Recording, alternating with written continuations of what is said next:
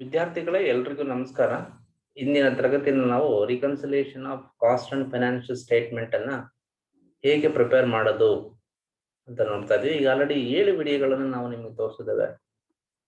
I think so ನಿಮಗೆ ಅವಶ್ಯಕವಾದಂತಹ ಪ್ರಶ್ನೆಗಳು ಮತ್ತೆ ಉತ್ತರಗಳು ಆಲ್ರೆಡಿ ನಿಮಗೆ ದೊರಕಿದ್ದಾವೆ. For better quality, so we are going to do one more problem in this session. I hope so all of you will give your attention towards this class. So let's begin. ವಿದ್ಯಾರ್ಥಿಗಳೇ, ಇಲ್ಲೊಂದು ಪ್ರಶ್ನೆ ಇದೆ. This was picked from question paper 2017. So this was the question. Archita Company Limited maintains both cost accounting and financial accounting. The costing system has revealed profit for the year ending 31st March 2020, a sum of 1,15,200.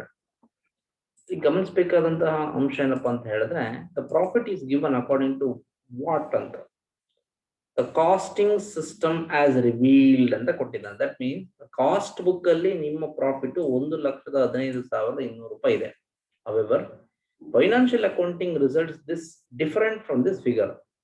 Verification ಮಾಡಬೇಕಾದ್ರೆ ಈ ಒಂದು ಕೆಳಕಂಡ ಅಂಶಗಳನ್ನ ಅವರು ಕಂಡು ಹಿಡಿದಿದ್ದಾರೆ. ಏನಂತ ಕಂಡು ಹಿಡಿದಿದ್ದಾರೆ?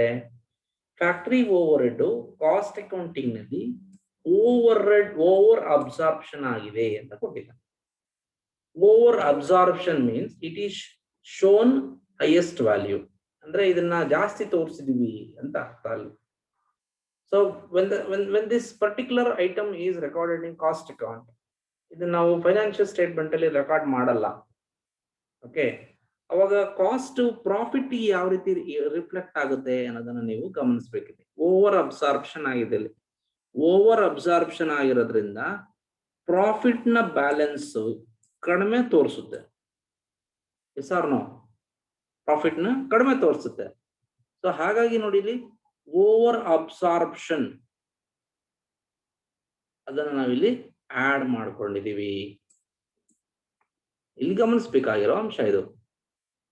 ಪ್ರಾಫಿಟ್ ಇಲ್ಲಿ ಕಡಿಮೆ ತೋರಿಸಿದೆ. So what we have to do, we have to rectify it. So to rectify it we have to add back. Provision for doubtful debts ಇದೆ 1600. ಇದು ಪ್ಯೂರ್ಲಿ ಫೈನಾನ್ಷಿಯಲ್ ಟ್ರಾನ್ಸಾಕ್ಷನ್ ಆಗಿರೋದ್ರಿಂದ so this will be deducted. ನಮ್ಮ profit and loss account ತೋರಿಸ್ತೀವಿ ನಾವು. ಹಾಗೆ similarly ಇಲ್ಲೂ ಕೂಡ ನಾವು ಡಿಡಕ್ಟ್ ಮಾಡ್ತೀವಿ. ಮುಂದಿನ ಹೋಗೋಣ. Preliminary expenses written off. ನೋಡಿ, this is also purely financial charges. So ಇದು ನಾವು ಪ್ರಾಫಿಟ್ ಅಂಡ್ ಲಾಸ್ ಅಕೌಂಟ್ ನಲ್ಲಿ ಮೈನಸ್ ಮಾಡ್ತೀವಿ. The profit will come down. So definitely ಅದನ್ನು ಕೂಡ ನಾವಿಲ್ಲಿ ಮೈನಸ್ ಮಾಡ್ತೀವಿ. ಟ್ರಾನ್ಸ್ಫರ್ ಫೀಸ್ ರಿಸೀವ್ಡ್ 3,400 ಇದೆ. ಸೊ 3,400 ಟ್ರಾನ್ಸ್ಫರ್ ಫೀಸ್ ಇದನ್ನ ನೀವು ಎಲ್ಲಿ ರೆಕಾರ್ಡ್ ಮಾಡ್ತೀರಾ ಅನ್ನೋದನ್ನು ಗಮನಿಸಬೇಕಾಗುತ್ತೆ. ಸೊ ಫೈನಾನ್ಷಿಯಲ್ ಸ್ಟೇಟ್ಮೆಂಟ್ ಅಲ್ಲಿ ಪ್ರಿಪೇರ್ ಮಾಡ್ತೀವಿ ನಾವು. So it is received, it is in income. So income ಆಗಿರೋದ್ರಿಂದ this should be added. Okay, ನೋಡಿ ಇಲ್ಲಿ ಆಡ್ ಮಾಡಿದ್ದೆ ನಾವು transfer fees. Okay, next underwriting commission paid ಅಂತಿದೆ. So this is also purely financial charges. Profit and statement ಅಲ್ಲಿ ನೀವು ತೋರಿಸ್ತೀರಿ, minus ಮಾಡ್ತೀರಿ. So that we have already done here. ನೋಡಿ, ಅಂಡರ್ ರೈಟಿಂಗ್ ಕಮಿಷನ್ ಸಬ್ಸ್ಟ್ರಾಕ್ಟ್ ಮಾಡಿದ್ದೀವಿ.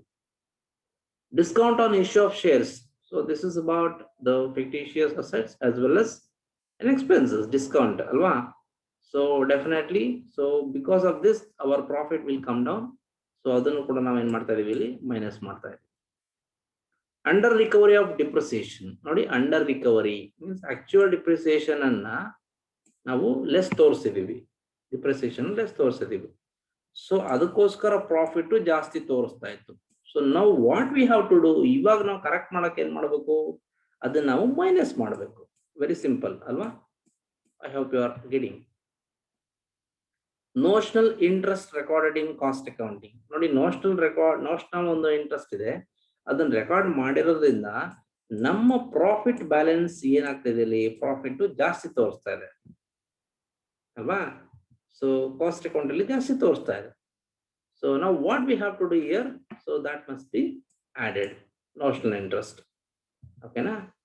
All right, next one, selling and distribution overhead over recovered antideli nodri, over recovered. So over recovered ಆಗಿರೋದ್ರಿಂದ ನಮ್ಮ profit ಮೇಲೆ impact ಏನಾಗ್ತಾ ಇದೆ ಅನ್ನೋದನ್ನ ಗಮನಿಸ್ಬೇಕು ನೀವು ಇಲ್ಲಿ. ಸೊ ಪ್ರಾಫಿಟ್ ಕಡಿಮೆ ತೋರಿಸ್ತಾ ಇದೆ. So we wanted to rectify it ಅಲ್ವಾ. ಸೊ ಟು ರೆಕ್ಟಿಫೈ ಇಟ್ ಏನ್ ಮಾಡ್ಬೇಕು ನಾವು ಅದನ್ನ. So we have to as it is selling and distribution, right? Selling and distribution cost accounting ನಲ್ಲಿ ಓವರ್ ರೆಕಾರ್ಡ್ ಆಗಿದೆ. So that is here we are adding here. Okay. So next I'll come to rent received ಇದೆ, not accounted in cost account. Of course rent received is an income, then ನಾವು add ಮಾಡ್ತಾ ಇದೀವಿ. Bank interest credited in financial accounts ಇದೆ, of course it is an income, so that we have credited. Very simple. All these things will be added, add money, so you will get the balance. So these are all deduct money. So 1,11,100 ಬರುತ್ತೆ. Very very clear. I hope you people have understood. ವಿದ್ಯಾರ್ಥಿಗಳೇ ನಿಮ್ಮ ರೆಫರೆನ್ಸ್ಗೆ so these are all the books. So kindly notice this.